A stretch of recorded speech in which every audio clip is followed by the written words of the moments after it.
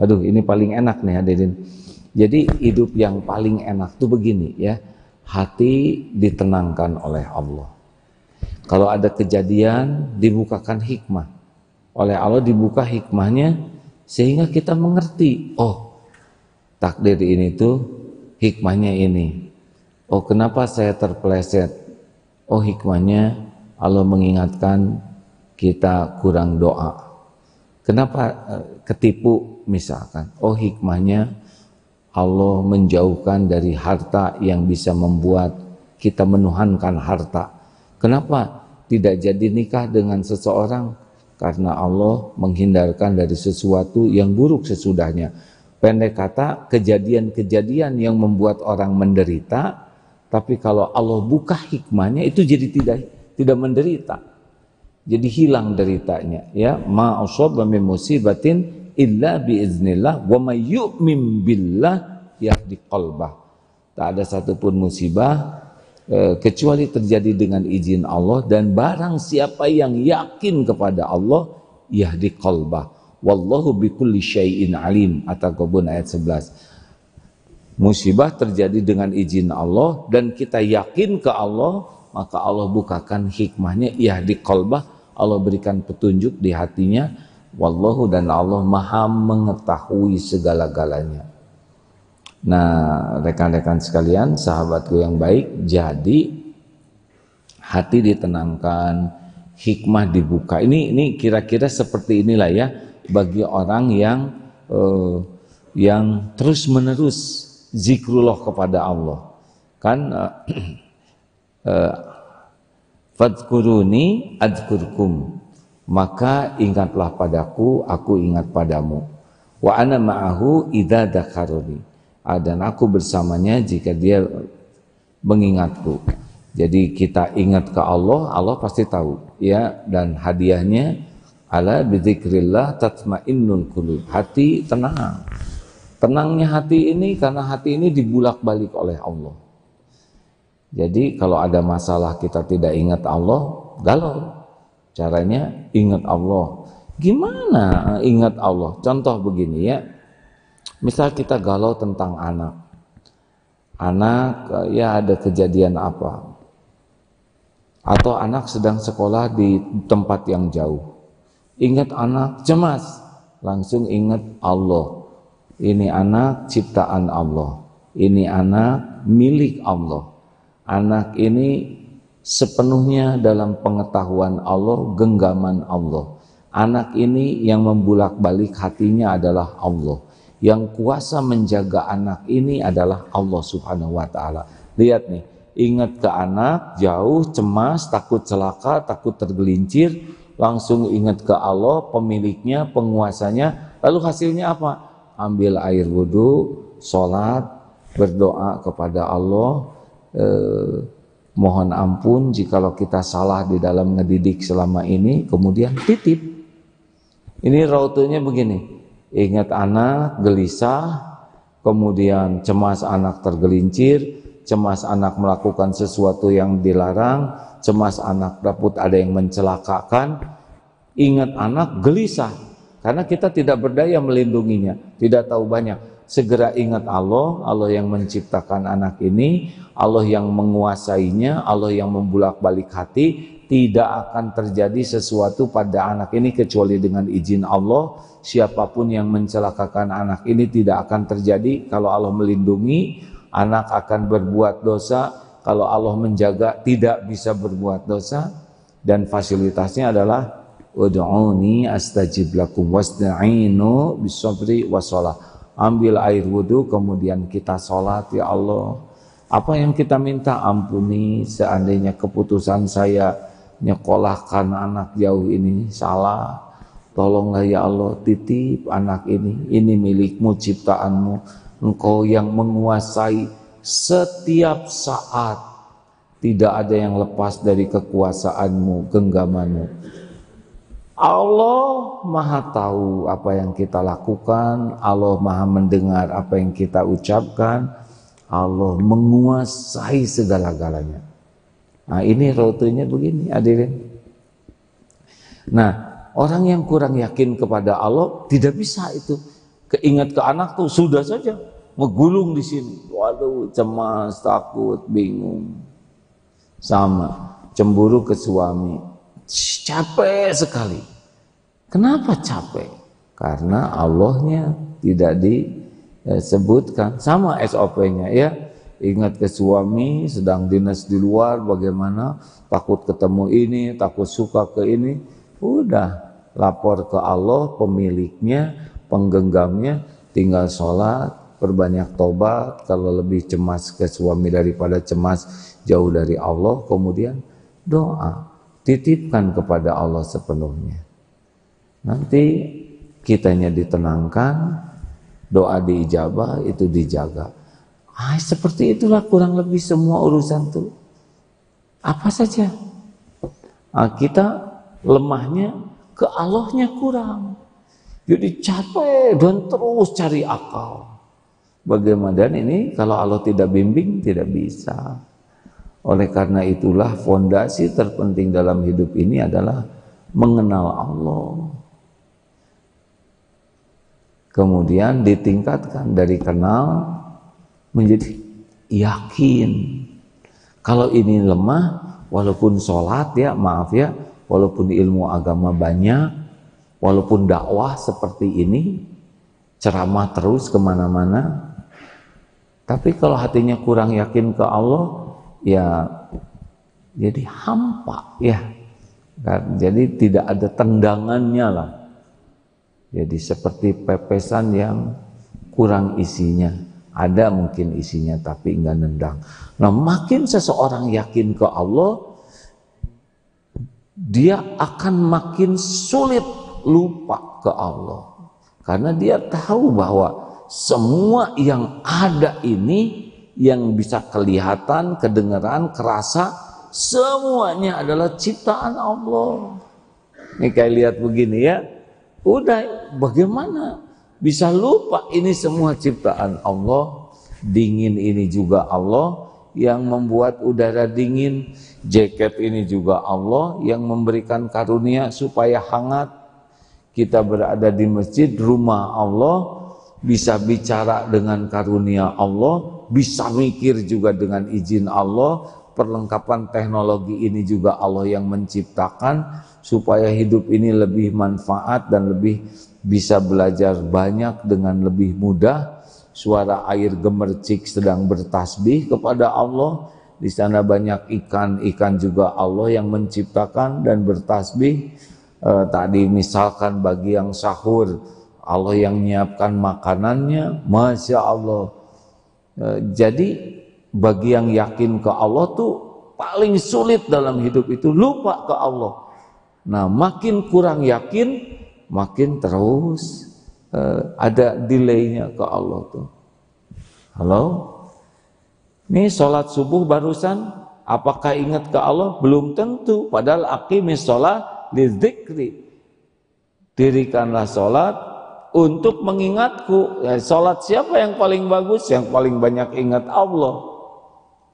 Ada yang selama sholat itu sedikit sekali ingat Allahnya. Walaupun badannya bergerak, walaupun mulutnya komatkam itu. Baca Quran, ayat-ayat Quran, tasbih, tapi hatinya enggak ingat ke Allah. Belum saja ingat kepada entahlah. Nah, jadi siapa yang sholatnya paling bagus? Yang paling banyak ingat Allah. Maaf hadirin sekalian, perumpamaan orang yang masalul ladzi yadhkuru rabbahu wa la yadhkuruhu, permisalan orang yang mengingat Rabbnya Allah Subhanahu wa taala dan yang tidak ingat kepada Allah, masalul hayy wal mayyit, seperti orang hidup dan orang mati. Kita takziah, ada yang jenazah meninggal, ada yang hidup dan ada yang meninggal. Nah, perumpamannya begitu. Orang yang zikir itu yang hidupnya, dan yang tidak ingat ke Allah yang matinya. Jadi aslinya kita ini banyak hidupnya, banyak matinya. Kalau udah mati ya sudah saja. Tidak punya nilai kita ini. Makanya zikrullah itu adalah fondasi penting. Tidak ada nama yang lebih harus sering kita sebut selain nama Allah. Tidak ada yang harus lebih sering kita ingat selain Allah. Tidak ada kepatuhan lahir batin yang harus kita gigih lakukan selain kepada Allah. Aduh, sebetulnya ya, kita mendengar orang baik saja sudah senang. Loh, orang itu baik, cerita. Kita tidak lihat, tidak ketemu, tapi dengar cerita orang baik, sudah enak hati ini. Ternyata ketemu dengan orang baik. Itu tuh orang itu yang baik. Oh, itu sudah bahagia. Ternyata orang baiknya datang ke kita. Kita lebih senang. Oh, ternyata selain ketemu juga nolong kita. Maaf. Kita senang sekali. Nah, kalau dengan manusia saja yang baik kita sudah senang, apalagi orang itu nolong kita, misalkan kita senang, ditolong tanpa pamrih, ya, dibantu urusan kita, dicukupi rezeki kita, dilindungi dari orang-orang yang mau berbuat buruk ke kita, dan semua dilakukan tanpa pamrih. Bayangkan, keperluan kita dicukupi, kemudian kita juga difasilitasi, lalu kita dijaga, dilindungi. Kalau ada orang baik begitu ke kita, kita pasti sangat-sangat senang untuk mengingatnya. Nah, Allah Maha Baik yang menciptakan kita, yang memberi rezeki kepada kita setiap saat. Jadi kalau kita tidak kenal ke Allah, walaupun baca Quran, ya, baca Quran sangat baik hadirin, tapi nyeplos saja, tidak merasa bahwa Allah sedang memperhatikan dirinya. Terus puncaknya apa nih? Kalau kita zikir terus tuh, ya, puncaknya adalah kita selalu merasa ditatap Allah terus. Dimanapun berada, ini puncaknya ya. Jadi puncaknya tuh nanti kita menjadi orang yang tidak bisa lepas dari penglihatan Allah. Jadi di mana-mana tuh kita berada selalu merasa Allah tuh wa huwa ma'akum ainama kuntum wallahu bima ta'maluna basyir. Dan Dia, Allah, bersamamu dimanapun kau berada, dan Allah Maha melihat apapun yang kau kerjakan. Jadi nanti jadinya ya, bagi orang yang yakin ke Allah tuh di mana-mana, kapanpun, dimanapun, selalu saja dia merasa ini Allah sedang memperhatikan saya, Allah sedang menyimak ucapan saya, Allah mengetahui apapun yang saya lakukan, Allah tahu apa yang sedang saya pikirkan, Allah tahu apa yang ada di hati saya, Allah tahu keperluan saya sepenuhnya, baik yang saya tahu maupun yang saya tidak tahu. Allah tahu persoalan yang saya hadapi, Allah tahu keinginan-keinginan saya, Allah tahu apa yang terbaik bagi saya, dan Allah yang menguasai semua yang saya inginkan dan saya cemaskan. Kalau lagi begini ya, lagi duduk, jalan, berbaring, terus aja nggak bisa lepas, ini Allah yang mengetahui apapun yang terbaik. Jadinya selain dia yakin, dia juga jadi sering doa. Jadi bicara saja ke Allah tuh, ya Allah, wahai yang Maha menatap, saya berlindung kepadamu, a'udzubil kalimatillahi tammah min syarri ma khalaq. Bicaranya juga seperti bicara kepada yang yakin sedang didengar. Jadi tidak perlu rumit ya, berdoa kepada Allah tuh tidak perlu, maksudnya rumit tuh tidak perlu seperti yang kepada yang jauh. Enggak, bicara aja, ya Allah, saya sedang gelisah, saya ingin tenang, Engkau yang menggenggam hati saya, tenangkan saya ya Allah. Ya Allah, saya sedang bingung apa yang harus saya lakukan, begitu banyak pilihan, Engkau Maha tahu ya Rabb. Ini perkataan seperti ini bisa keluar setiap waktu nih. Misal di rumah suami istri sedang beda pendapat, yang salah satu sedang marah, Yang satunya lagi, yang zikir yang paling bagus, ya Allah, ampuni jikalau situasi ini karena dosa saya. Berikan ketenangan ya Allah, lindungi percakapan kami dari tipu daya setan.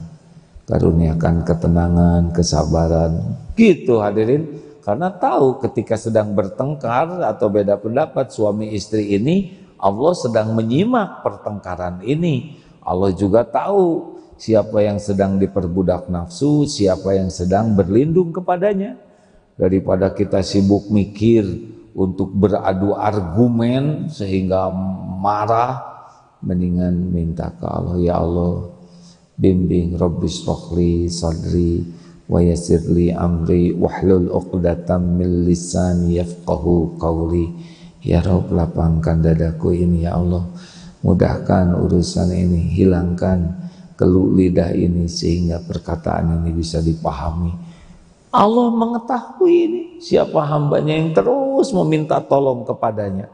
Jadi setiap masalah apapun, keadaan apapun, selalu ngegantel aja ke Allah tuh, minta, dan Allah pasti mendengarkan, pasti didengar oleh Allah, pasti diketahui apa yang sedang kita lakukan, pasti juga tidak disia-siakan oleh Allah, karena Allah sudah janji, ud'uni astajib lakum. Nah, itu kurang lebih fondasi yang harusnya kita miliki sehingga mengarungi apapun, mau zaman globalisasi, mau zaman teknologi, mau zaman apapun, tetap zaman itu ada dalam genggaman Allah. Kita tidak usah risaukan dengan zaman mau seperti apa. Yang kita risaukan, kita jauh dari Allah.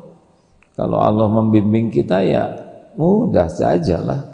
Allah tahu rezeki kita di mana, Allah tahu apa ketentuan yang terbaik bagi kita. Masya Allah. Nah, ini yang harus kita evaluasi. Jadi sumber masalah terbesar dalam hidup ini adalah tidak ingat Allah. Itu ajalah kalau disederhanakan, ya. Itu sumbernya. Karena kita ingat Allah, Allah menolong kita. Hati ditenangkan. Kemudian kalau kita harus dapat ilmu, nanti Allah akan mempertemukan kita dengan sumber ilmu itu.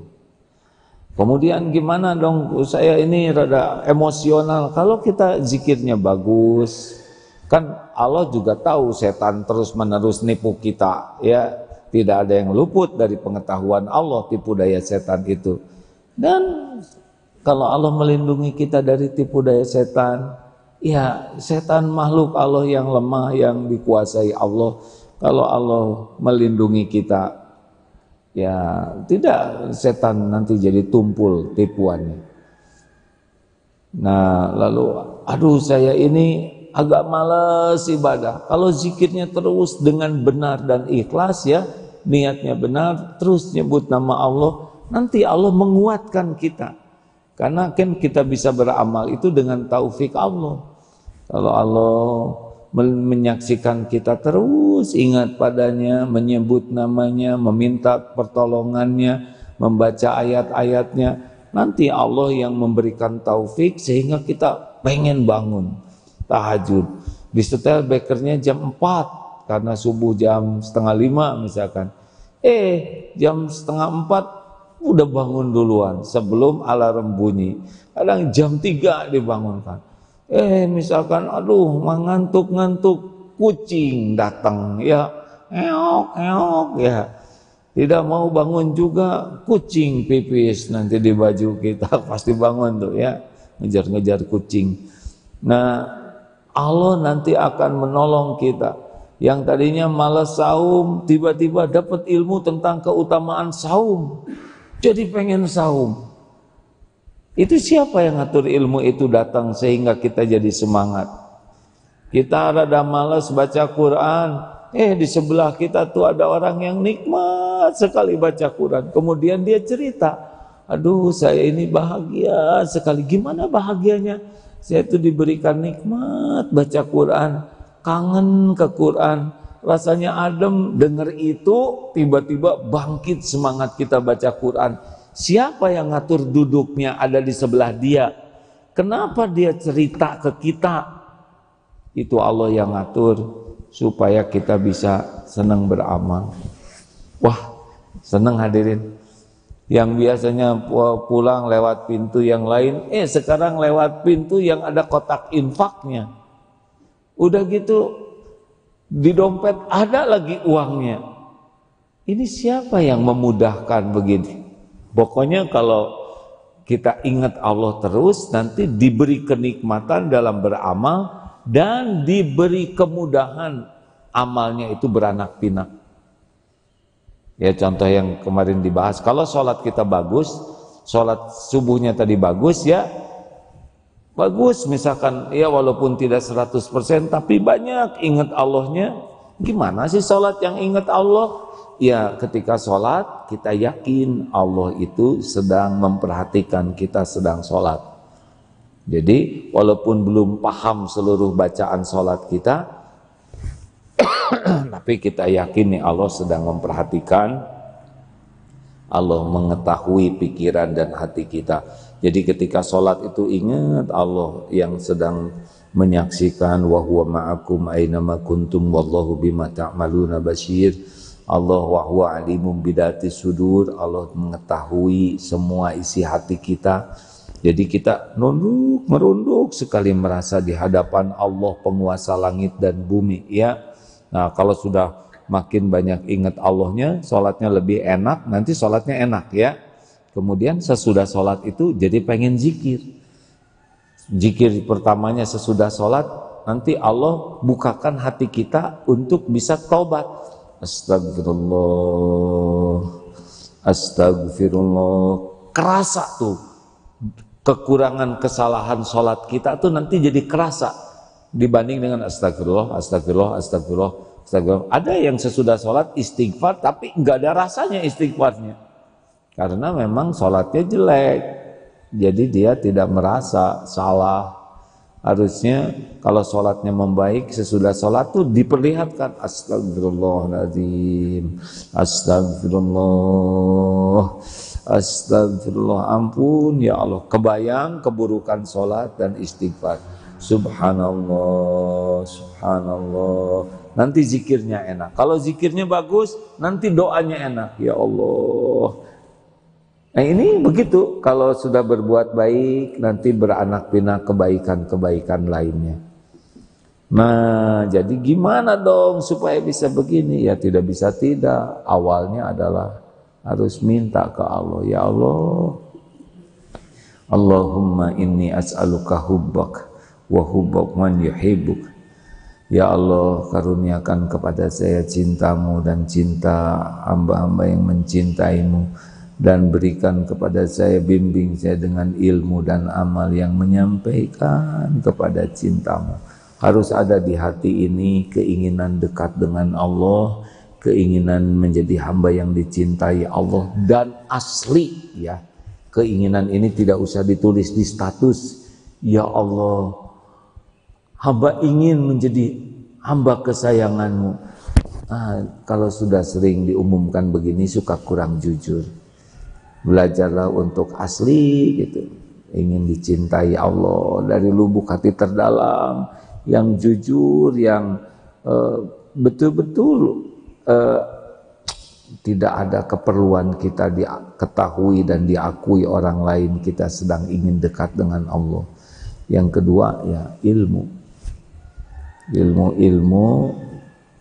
yang mencari ilmunya harus ikhlas ya.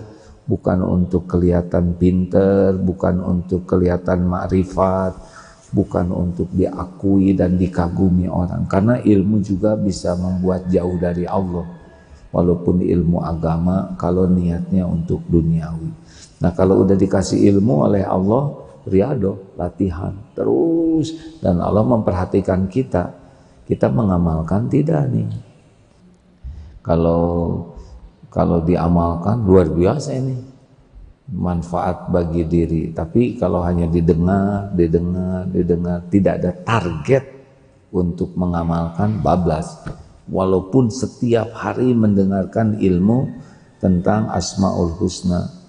Kenapa? Karena memang Allah memperhatikan disuka diamalkan atau tidak. Makanya jangan heran ya, walaupun keluarganya kiai misalkan, walaupun tim pendampingnya itu belum tentu jadi dekat dengan Allah, walaupun dekat dengan ilmu. Kenapa? Ya penyebabnya tidak punya keseriusan untuk mengamalkan ilmu. Dan Allah melihat, man amila, barang siapa yang mengamalkan ilmu yang diketahuinya, niscaya Allah akan mewariskan kepadanya ilmu yang belum diketahuinya. Nah, di sini masalahnya, tidak semua orang yang belajar itu punya target mengamalkannya. Ada yang mengamalkannya di posting wae ya. Nah, harusnya kalau mau beramal urusannya dengan Allah. Nah, ada lagi satu yang ketiga, yaitu doanya, riadohnya, mujahadah, mintanya ke Allah itu serius tidak ya. Selain cari ilmu, mengamalkan, dan senang tidak dia berasik-asik dengan Allah. Gampang sebetulnya kalau orang yang serius ke Allah tuh senang tahajud sembunyi-sembunyi tidak diantaranya ya. Kalau sudah senang qiyamul lail ya sesekali dengan keluarga, sesudah membangunkan dah khusus sendiri tafakur, enak berdua gitu dengan Allah tuh, curhat, minta ampun, minta tolong. Udah itu kalau sudah diberi nikmat, tidak diketahui siapapun, tapi asik berdua dengan Allah, itu udah nikmat besar. Nanti urusan nih, hari ini apa yang akan terjadi dibimbinglah nanti oleh Allah. Mau apa, mau kemana, kita jemput rezeki kita gimana, Allah yang atur. Semua urusan ada dalam kekuasaan Allah. Jadi inilah secara sederhana, dan maaf kalau diulang-ulang, masalah kita yang sebenarnya adalah bukan masalah yang kita ada. Urusannya adalah kita lebih banyak lupa ke Allah daripada ingat. Halo? Kalaupun ingat, selewat dan tidak pakai yakin. Padahal kalau kita ingat, Allah akan diraih kita ini. Walladzina jahadu fina lanahdiyannahum subulana. Dan orang-orang yang sungguh-sungguh ke Allah, mencari keridhaan Allah, Allah benar-benar menunjukkan jalan-jalannya. Begitulah hadirin. Jadi kitanya belum sungguh-sungguh ingin ke Allah. Itu inti masalah hidup kita yang sebenarnya. Makanya teruslah basahi lisan ini dengan menyebut nama Allah. Saya belum bisa yakin ke Allah. Saya lebih banyak lupa. Ya udah, sekarang mulut aja terus. Bismillah, subhanallah, alhamdulillah, ya Allah, ya Hayyu, ya Qayyum. Yang mana Asmaul Husna, Allah sudah siapkan Asmaul Husna segitu banyaknya. Tambah lagi dengan wirid-wirid yang dicontohkan, ada La ilaha illallah wahdahu la syarikalah, lahul mulku wa lahul hamdu wa huwa ala kulli syai'in qadir. Astaghfirullah, astaghfirullahal azim wa atubu ilaih. Ya Hayyu ya Qayyum ya Arhamar Rahimin ya Dzal Jalali wal Ikram. La haula wa la quwwata illa billah. La haula wa la quwwata illa billah. Banyak, atau sholawat atau doa. Ya Allah tolong saya, ya Allah tolong saya, ya Karim tenangkan hati saya, ya Allah mudahkan. Terus saja bicara. Ya apalagi sekarang kita kan tersembunyi nih, ada masker. Waduh lebih enak ya kan, nggak diketahui orang komat kamit kita. Karena kalau mulut kita kelihatan bergerak-gerak, kadang-kadang ada juga pengen riaknya kita tuh supaya ketahuan lagi zikir. Ya, atau baca Quran, tapi sambil baca Quran syukur kalau paham. Kalau belum paham sambil baca Quran, sambil yakin bahwa Allah sedang ngelihat kita baca Quran. Jadi niatnya tuh, ya Allah semoga Engkau senang saya baca Quranmu, Jadi bukan sibuk ingin diposting supaya ketahuan kita sudah selesai juz berapa, tapi sibuknya tuh ingin diterima baca Quran ini oleh Allah. Ya, pertanyaan. Ada dari IG, Ustaz, bagaimana agar kita tidak takut dengan masa depan? Takut atau khawatir? Khawatir, ya masa depan kita sepenuhnya ada dalam genggaman Allah. Allah mengetahui segala keperluan, segala yang berbahaya bagi kita. Dekati saja Allah Subhanahu wa taala. Wa may yattaqillah yaj'al lahu makhrajan. Barang siapa yang bertakwa kepada Allah, baginya jalan keluar dari masalah apapun, masalah finansial, rumah tangga, kesehatan, bisnis, pokoknya wa may yattaqillah yaj'al lahu makhrajan. Pasti Allah beri jalan keluar. Wa yarzuqhu min haitsu la yahtasib. Allah akan berikan rezeki dari tempat yang tidak diduga-duga. Wa may yatawakkal 'ala Allah fahuwa hasbuh. Barang siapa yang hatinya bulat, hakul yakin, bersandar, bergantung, pasrah total, bertawakal ke Allah, baginya Allah cukupi. Jadi tidak ada bahayanya masa depan kalau kita dibimbing oleh Allah Subhanahu wa taala. Jadi lebih baik pikirannya jangan takut hanya masa depan, tapi takut kita tidak ditolong oleh Allah. Musibah yang asli itu adalah jauh dari Allah, malas ibadah. Kalau perkara ketipu, dihina orang atau sakit, itu sebetulnya hanya episode biasa ya. Tapi musibah yang sebenarnya itu adalah ketika kita makin jauh ke Allah. Seperti gini, tukang parkir mobil diambil, ya itu biasa. Yang menjadi musibah itu adalah ketika mobil diambil pemiliknya dan tukang parkir nggak terima dan marah-marah. Ngerti nggak, Beb? Nggak ya? Ya nggak apa-apa lah, gimana apa. Jadi kenapa ya, itu dia kurang ilmu ya. Makanya ayo belajar ilmu tauhid. Selain ilmu-ilmu lainnya, ilmu fondasi dulu, ilmu kenal Allah. Nanti kalau udah kenal ke Allah jadi ngerti bahwa Allah memberikan episode musibah ini adalah supaya kita jadi dekat dengan Allah. Jadi musibah yang aslinya itu justru nih, misalkan kita asalnya nggak bisnis, terus rajin ke masjid, terus kasih bisnis, terus maju bisnisnya, terus jadi jauh dari masjid. Wah, alhamdulillah bisnis saya maju, diberkahi. Enggak, kenapa? Karena kecintaan kepada rumah Allah jadi hilang. Sholat berjamaah jadi hilang. Yang biasanya aktif ngurus masjid jadi tidak. Ini bencana itu.